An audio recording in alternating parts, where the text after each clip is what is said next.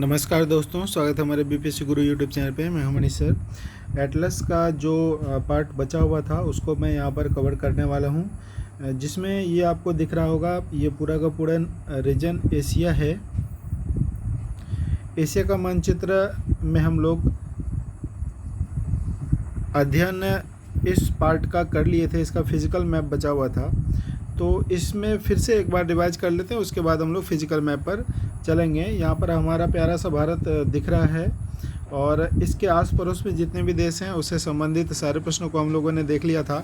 जैसे कि एक प्रश्न की हम लोग चर्चा करते हैं कि भारत के कितने ऐसे 7 देश हैं जिसकी सीमा भारत के साथ लग रही है। जैसे पाकिस्तान है, चीन है, नेपाल है, तिब्बत है, यहाँ पर भूटान है, और यहाँ पर आपको बांग्लादेश है, और ये म्यांमार है। ये इन सभी की सीमा भारत के साथ लगती है। ठीक है, तो सबसे लंबी सीमा किसकी लगती है, सबसे छोटी सीमा किसकी लगती है? नेपाल के साथ कितने राज्यों की सीमा लग रही है? भूटान के साथ कितने राज्य की सीमा लगती है? बांग्लादेश के साथ कौन कौन से राज्य अटैच है? म्यांमार के साथ कौन कौन से राज्य अटैच है? ये हम लोग भारत का जब मैप पढ़ रहे थे तभी हम लोग देख चुके थे। ठीक है, तो हम लोग इधर को चलते हैं, पश्चिम की तरफ एक बार देख लेते हैं हम लोग, क्योंकि इम्पोर्टेंट यहाँ से प्रश्न बनता है। जैसे कि यहाँ पर आपको देखने को मिलेगा, पश्चिम में चलेंगे तो यहाँ पर आपको पाकिस्तान दिखेगा, ये अफ़गानिस्तान दिखेगा, ये आपको ईरान दिखेगा। ठीक है, ये ओमान है, सऊदी अरब है, यमन है, और यहाँ पर आपको लाल सागर देखने को मिलेगा, और ये है आपकी अदन की खाड़ी। ठीक है, यहाँ पर ऊपर जाएंगे तो यहाँ पर ये वाला पोर्शन आपको भूमध्य सागर दिखेगा। ठीक है, और यहाँ पर आपका इज़राइल है, इज़राइल की राजधानी Jerusalem, Jordan, Amman, Beirut, Lebanon, Syria. ठीक है, सारा कुछ इधर देखने को मिलेगा। इराक, और ऊपर में यहाँ पर देखिए कैस्पियन सागर देखने को मिल रहा है। ठीक है, ये है तुर्कमेनिस्तान है, उज्बेकिस्तान है, ठीक है, किर्गिस्तान है, सारा देश यहाँ पर आपको देखने को मिलेगा। और जब आप ऊपर जाएंगे तो यहाँ पर देखिए कजाकिस्तान है, ये रूस है, और ये मंगोलिया है, और ये ही चाइना है। ठीक है, यहाँ पर उत्तर कोरिया और दक्षिण कोरिया देखने को मिलेगा, और यहाँ पर देखिए ये वाला जापान है। यहाँ पर आपको ताइवान देखने को मिलेगा। और इस वाले रीजन में हम लोग चलते हैं। यहाँ पर थोड़ा सा मैं जूम कर लेता हूँ, यहाँ पर देख लीजिए क्या क्या है। यहाँ पर देख लीजिए थाईलैंड है, म्यांमार है, ये आपका वियतनाम है, ये लाओस है, ये कंबोडिया है। ठीक है, यहाँ पर आपको मलेशिया है, और ये वाला रीजन जो है ये आपका फिलीपींस है। फिलीपींस की राजधानी यहाँ पर मनीला आप लोग को दिख रहा होगा। ठीक है, और सबसे नीचे वाला जो ये आपको दिख रहा है सुमात्रा द्वीप, ये वाला इंडोनेशिया कहलाता है। ये पिंक कलर का जितना भी दिख रहा है ये आपका इंडोनेशिया कहलाता है। ठीक है, तो अभी मैं क्लियर कर दिया हूँ। यहाँ पर अंडमान निकोबार दिख रहा है, ये बंगाली खाड़ी है, और ये आपका अरब सागर है, और ये आपका श्रीलंका है। यहाँ पर मालदीव, माले, ये सब देखने को आपको मिलेगा। नीचे आपका हिंद महासागर वाला क्षेत्र है। ठीक है, और यहाँ पर देखिए आपको दिख रहा है दक्षिण चीन सागर। कभी कभी एक प्रश्न पूछ लिया जाता है कि दक्षिण चीन सागर से किस किस देश की सीमा लगती है। तो यहाँ से आप देख सकते हैं फिलीपींस है, मलेशिया है, ठीक है, उसके बाद यहाँ पर वियतनाम है, चीन है, ताइवान है। ये सभी देश की सीमा दक्षिण चीन सागर से लगती है। लेकिन चाइना वाला क्या करता है, इस पर अपना दबदबा जमाता है, क्योंकि यहाँ पर प्राकृतिक संसाधन बहुत सारे उपलब्ध हैं, तेल वगैरह सबका क्षेत्र माना जाता है इसको। इसलिए चाइना चाहता है कि अपना यहाँ पर हम कब्जा जमा के रखें और सारा संसाधन का उपयोग हम करें। ठीक है, तो अब हम लोग चलते हैं इसका फिजिकल मैप पर। ये मैप समझ में आ गया होगा, ये पूरा का पूरा एशिया का मैप है, और इसका फिजिकल मैप पर हम लोग चलेंगे, देखेंगे कि क्या क्या प्रश्न बनते हैं। इसमें जो भी प्रश्न था वो हम आप लोग को बता चुके थे। जैसे यहाँ पर देखिए बैकाल झील है, सबसे गहरा झील आपको रूस में बैकाल झील देखने को मिल जाएगा। यहाँ पर आपको कैस्पियन सागर है, यहाँ पर देखिए अरल सागर है देखने को मिलेगा। ठीक है, ये कजाकिस्तान और उज्बेकिस्तान की सीमा पर है। ये बाल्खस झील है, ये आपका कजाकिस्तान में है। ठीक है, मंगोलिया की राजधानी उलान बटोर है। तो आप कम से कम आपको बस ख्याल ये रखना है कि भारत के आस पड़ोस में कौन सा देश है। जैसे ये भारत है, नेपाल है, चीन है, मंगोलिया है, और रूस है। ठीक है, चीन है, मंगोलिया और रूस है, आपको केवल इतना याद रखना है। और इधर पाकिस्तान है, अफ़गानिस्तान है, ईरान है, इराक है, सऊदी अरब है, और ये लाल सागर है। ठीक है, यमन है, ये टर्की है, यहाँ पर काला सागर है, इधर आपका यूरोप है। बस इतना याद रखेंगे तो एशिया पूरा का पूरा समझ में आ जाएगा। इसके चलते हैं हम लोग फिजिकल मैप पर। ठीक है। फिजिकल मैप, यह भी एक प्रकार का फिजिकल मैप ही है। यहाँ पर आपको दिख रहा होगा ये वाला क्षेत्र जो है कि भारत कहलाता है, ठीक है। और इसके अगर पूरब में बात करते हैं तो एशिया के पूरब में कौन सा महासागर है, तो ये प्रशांत महासागर है। एशिया के पूरब में कौन सा महासागर है, प्रशांत महासागर में। यहाँ पर देखिए एक जलधारा बहती है, इसका नाम है कुरोशिवो। इसको मैं थोड़ा सा और भी जूम कर लेता हूँ। यहाँ पर देखिए, ठीक है, क्या नाम लिखा हुआ है इसका, कुरोशिवा। और ये जो है आपका ऊपर की तरफ बह रही है, और लाल कलर जो दिखाया गया है वो है गर्म जलधारा, यहाँ पर लिखा हुआ होगा, ठीक है। यहाँ पर देखिए लाल कलर दर्शाया गया है, उष्ण प्रवाह कहलाता है, ठीक है। और इस कलर में जो भी है वो शीत प्रवाह कहलाता है। तो सोमाली की धारा किस प्रकार की धारा है, तो शीत प्रवाह है, मतलब कि ठंडी जलधारा है। और वो लाल वाला कैसी है, यहाँ पर देखिए उत्तर दक्षिण पश्चिम मानसून, या फिर ये कोना में देखिए कोरोशिवा लिखा हुआ है, ठीक है। तो यह आपका गर्म जलधारा है और सोमाली की धारा ठंडी जलधारा है, यहाँ से आपको देखने से पता चल रहा है, ठीक है। तो और ऊपर में देख लीजिए ओयासिबा किस प्रकार की जलधारा है, यहाँ पर आपको देखने को मिलेगा। ओयासिबा एक ठंडी जलधारा है, ठीक है ना। ओयासिबा ठंडी जलधारा है और कुरोशिवा किस प्रकार की जलधारा है, गर्म जलधारा है। यह दोनों जलधारा कहाँ पर बहती है, प्रशांत महासागर में बहती है। और यह उत्तर से दक्षिण की तरफ बहती है, और गर्म जलधारा जो है हमेशा दक्षिण से उत्तरी, मतलब कि भूमध्य रेखा से ऊपर की ओर जाती है। तो भूमध्य रेखा भी आपको यहाँ पर देखने को मिल जाएगा। यहाँ पर मैं दिखाता हूँ, ये आपको लिखा हुआ है यहाँ पर विषुवत रेखा, ठीक है। तो यहाँ पर आपको ज़्यादातर गर्म जलधारा देखने को मिलेगा। इसका एक रीज़न है, मैं वो भी आपको क्लियर कर देता हूँ। जैसे मान के चलिए ये आपका पृथ्वी है, ठीक है, और बीचों बीच रेखा खींची गई है विषुवत रेखा। विषुवत रेखा के ऊपर में यहाँ पर कर्क रेखा होती है, और यहाँ पर एक मकर रेखा होती है। सूर्य की जो स्थिति होती है कर्क और मकर के बीच होता है, ठीक है। यहाँ से यहाँ, यहाँ से यहाँ इसका मूवमेंट होता है, ठीक है। तो पृथ्वी पर जो सबसे गर्म वाला क्षेत्र बनता है, यही बनता है जिसको उष्णकटिबंधीय क्षेत्र कहते हैं। उष्णकटिबंध, उष्ण मतलब गर्मी, ठीक है। जिसके कारण कि यहाँ का बीच वाला जलधारा जो है कि बहुत ही गर्म होता है। अधिकांश गर्म जलधारा बीच में ही मिलेगा, और उत्तर में और दक्षिण में काफ़ी ठंडा होता है, उत्तरी ध्रुव और दक्षिण ध्रुव के पास। तो वहाँ पर ठंडी जलधाराएँ इधर की ओर आती है, और यहाँ से गर्म जलधाराएँ ऊपर की ओर जाती है। तो यही मेन रीजन है जो आपको यहाँ पर समझना है, ठीक है ना। तो ये जलधारा पूरा एक वर्ल्ड के साथ हम लोग पूरा एक साथ में कवर करेंगे। ये तो केवल एशिया का है, और भी बहुत सारा जलधारा है जो अटलांटिक महासागर वगैरह सब में हम लोग देखेंगे, गल्फ स्ट्रीम वगैरह सब देखने को मिलेगा। पूछा जाता है प्रश्न, काफ़ी इंपॉर्टेंट है। ये फिजिकल मैप का ही था। और वर्षा वगैरह सब का भी क्षेत्र भी दिखा रहा है कि यहाँ पर इस टाइप का वर्षा हो रही है, यहाँ पर ज़्यादा हो रहा है, पश्चिम घाट में ज़्यादा हो रहा है, इंडोनेशिया फिलीपींस वगैरह सब में ज़्यादा हो रही है वर्षा, ठीक है ना। तो ये वर्षा का औसत सेंटीमीटर यहाँ पर आपको दिखाया गया है इस कलर से कि एशिया में सबसे अधिक वर्षा कहाँ पर हो रही है और सबसे कम वर्षा कहाँ पर हो रही है, ठीक है। तो यहाँ पर आपको देखने से ये मैप को समझ में आ जाएगा कि सबसे अधिक वर्षा वाला क्षेत्र आपका ये वाला सब है, और सबसे कम वर्षा वाला क्षेत्र यहाँ पर, यहाँ पर, यहाँ पर, यहाँ पर, ये सब में मरुस्थल है, ठीक है। यहाँ पर अभी हम आपको दिखाएंगे, यहाँ पर गोबी मरुस्थल है, ठीक है, तकलामकान मरुस्थल है। इसी प्रकार का बहुत सारा मरुस्थल देखने को मिलेगा। चलिए मैं आपको यहाँ पर दिखाता हूँ उस मरुस्थल को, ठीक है। यहाँ पर देखिए आपको देखने को मिल जाएगा, यहाँ पर ऊपर में ये देखिए प्यारा सा भारत हमारा यहाँ पर दिख रहा है। ऊपर में हमारा यहाँ पर नेपाल था, और यहाँ पर आपका चीन था, ठीक है। और उधर आपका मंगोलिया का पठार दिख रहा है। यहाँ पर देखिए गोबी मरुस्थल लिखा हुआ है, ठीक है। तो ये आपका चीन और मंगोलिया की सीमा पर फैला हुआ है, और एशिया का सबसे बड़ा मरुस्थल ये गोबी डेजर्ट ही है, गोबी मरुस्थल, ठीक है। देखने को आपको वहाँ पर मिल रहा होगा। अभी हमने बताया था कि इधर आपका कम बारिश वाला क्षेत्र है। चलिए आगे बढ़ते हैं। यहाँ पर देखिए भारत के जस्ट उत्तर में यहाँ पर आपका कौन सा देश था, चाइना था। तो चाइना के पास यहाँ पर देखिए तकलामकान मरुस्थल है। बहुत बार यह क्वेश्चन पूछा भी जा चुका है कि तकलामकान मरुस्थल कहाँ पर है, तो ये आपका कहाँ है, चीन में है, ठीक है ना। ठीक, चलिए आगे बढ़ते हैं हम लोग। अगला क्वेश्चन को देखते हैं ज़रा सा। ये आपका प्यारा भारत है।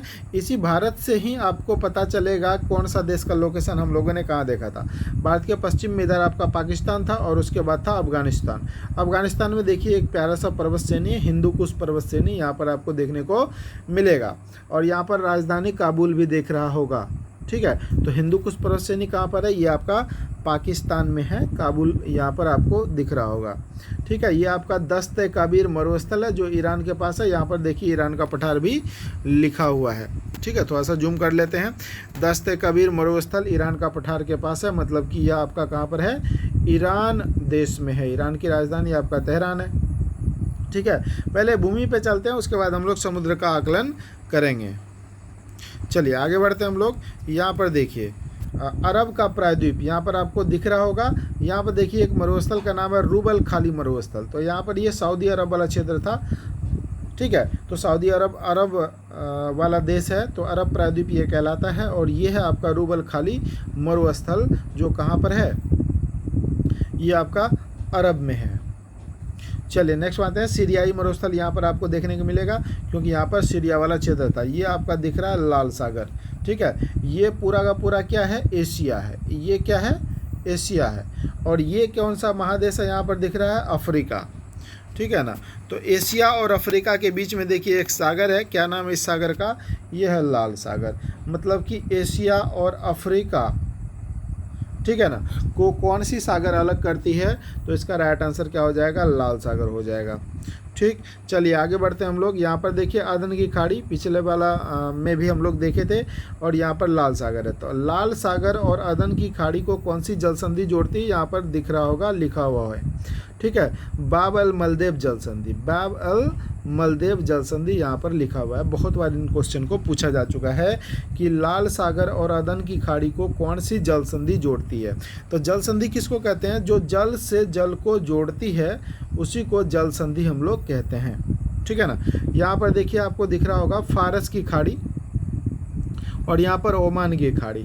यहाँ पर भी है एक हरमुज की जल संधि, हरमुज खाड़ी कहलाती है यह। ठीक है, तो कभी कभी प्रश्न पूछा जाता है इसके बारे में भी, बीपीएससी में भी पूछा जा चुका है कि फारस की खाड़ी और ओमान की खाड़ी को कौन सी जल संधि जोड़ती है। तो यहाँ पर हो जाएगा हरमुज जल संधि। और यहाँ पर लाल सागर और अदन की खाड़ी को बाबल मलदेव जल संधि कनेक्ट करती है, जोड़ती है। ठीक है, चलिए आगे बढ़ते हैं हम लोग। यहाँ पर आपको देखने को मिलेगा लाल सागर, और ये है आपका भूमध्य सागर। तो यहाँ पर आपको दिख रहा होगा स्वेज जल डमरू मध्य लिखा हुआ है यहाँ पर। ठीक है, स्वेज जल डमरू मध्य। तो यहाँ पर स्वेज नहर बनाया गया है, इसको जोड़ने के लिए। व्यापार करने में पहले काफ़ी दिक्कत होती थी, यहाँ पर नहर बना दिया तो डायरेक्ट हम लोग भूमध्य सागर से डायरेक्ट यूरोप में हम लोग प्रवेश कर जाते हैं। पीछे हम दिखा चुके हैं। ठीक है, तो यहाँ पर स्वेज नहर है। तो स्वेज नहर किसको जोड़ती है, लाल सागर और भूमध्य सागर को। ये इसका राइट आंसर हो जाएगा। ठीक है, चलिए अब आते हैं हम लोग यहाँ पर भारत के पास आ जाते हैं। ये आपका दक्कन का पठार कहाँ पर है, ये भारत के दक्षिण में है। अरावली पर्वतश्रेणी भारत में ही है। सिंधु का मुहाना पाकिस्तान में है। ये है आपका कच्छ की खाड़ी, है अरब सागर। यहाँ पर है ओमान की खाड़ी। ओमान की खाड़ी और फारस की खाड़ी को हरमुज जल संधि जोड़ती है। ठीक है, तो इसका मतलब यहाँ पर है ईरान। यहाँ पर होगा क्या, ईरान। ईरान वगैरह सब में देखिए बंदरगाह वगैरह सब बनाया गया, जिसका नाम है चाबहार बंदरगाह। ठीक है, और पाकिस्तान में एक चाइना ने यहाँ पर बंदरगाह बनाया गया है जिसका नाम है ग्वादर। ठीक है, और भारत ने बनाया है चाबहार।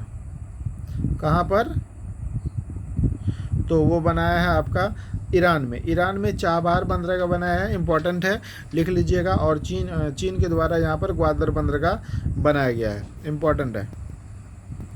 ठीक है, तो आप लोगों ने इसको समझ लिया। यह काफ़ी अच्छे तरीके से, यहाँ पर कुछ प्रश्न था जो काफ़ी ज़्यादा इम्पोर्टेंट था।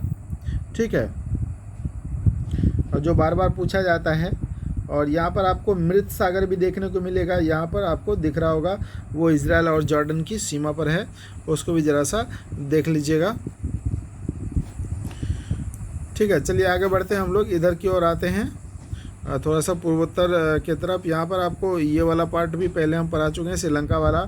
यहाँ पर देखिए पाक जल संधि लिखा हुआ है। भारत और श्रीलंका के बीच में पाक जल संधि है। ये है भारत और ये है आपका श्रीलंका। ठीक है, तो पाक जल संधि किसको जोड़ती है, नीचे तो आपका हिंद महासागर है। ठीक है ना, और यह बंगाल की खाड़ी। तो बंगाल की खाड़ी और हिंद महासागर के पानी को कौन जोड़ती है, तो पाक जल संधि जोड़ती है। ठीक है ना, चलिए आगे बढ़ते हैं जरा सा। हम लोग इस तरफ में आ जाते हैं, इधर थोड़ा सा देखते हैं दक्षिण चीन सागर के तरफ। दक्षिण चीन सागर आपको दिख रहा होगा, ये है हमारा प्यारा सा भारत, और यहाँ पर अंडमान निकोबार द्वीप समूह है, और ये था आपका इंडोनेशिया, ठीक है। और यहाँ पर देखिए सुंडा द्वीप समूह है, ठीक है। और यहाँ पर आपका मलक्का जल संधि देखने को मिलेगा, मलक्का जल संधि, ठीक है। तो यहाँ से प्रश्न क्या पूछा जाता है कि मलक्का जल संधि किनके बीच में है, या किसको किसको जोड़ती है या अलग करती है, इस टाइप के प्रश्न को पूछा जाता है, ठीक। और यहाँ पर आपको देखने को मिलेगा सुंडा जल संधि। यहाँ पर क्लियर विजिबिलिटी नहीं है, आप जो PDF मिला है या फिर एटलस जो बुक होगा आपके पास, वहाँ पर देखिएगा सुंडा जल संधि यहाँ पर है। तो यहाँ पर क्योंकि सुंडा द्वीप है, यहाँ पर सुंडा जल संधि इसका नाम है। तो ये जावा सागर और हिंद महासागर को कनेक्ट करती है, जोड़ती है, ठीक है। और यहाँ पर देखिए जावा सागर और इधर आपका बंगाल की खाड़ी वाला अंडमान सागर जो है, इसको मलक्का जल संधि जोड़ती है। और इसको, ये वाला जो क्षेत्र है, ये कौन सा था, इंडोनेशिया था, और ये था आपका इंडोनेशिया, और ये है मलेशिया, ठीक है। इंडोनेशिया और मलेशिया को जो अलग करती है वो आपका मलक्का जल संधि है। और यहाँ पर देख लीजिए, ये आपका इंडोनेशिया का सबसे बड़ा द्वीप है जिसका नाम है सुमात्रा द्वीप, ठीक है। और इंडोनेशिया की जो राजधानी है वो आपका जकार्ता है, जो यहाँ पर आपको दिखेगा जावा द्वीप पर, ठीक है। यहाँ पर आपको जावा द्वीप पर दिखेगा इंडोनेशिया की राजधानी जकार्ता, यहाँ पर जावा सागर भी है, ठीक है। और यहाँ पर देखिए मरसमस जल संधि भी है, ये सेल्विस सागर और इधर आपका फ्लोर्स सागर और जावा सागर को कनेक्ट करती है, ठीक है। तो इसका एक बड़ा सा मैप आप लोग एटलस खरीद लीजिएगा, इसको यहाँ पर जो है कि बहुत अच्छा से देखिएगा, क्योंकि यहाँ से बहुत सारे प्रश्न पूछे जाते हैं और ये आपका बहुत ज़्यादा इम्पोर्टेंट रीजन है, ठीक है। यहाँ दक्षिण चीन सागर से जाने के लिए कभी कोई पूछता है कि दक्षिण चीन सागर से हिंद महासागर जाने के लिए किस जल संधि का प्रयोग करेंगे, ठीक है। या तो हम लोग दक्षिण चीन सागर से निकलेंगे तो या तो मलक्का जल संधि का प्रयोग करेंगे, या फिर हम लोग इस सुंडा जल संधि का प्रयोग करके हम लोग हिंद महासागर में आ सकते हैं, क्योंकि चाइना के लिए यह काफ़ी इम्पोर्टेंट है।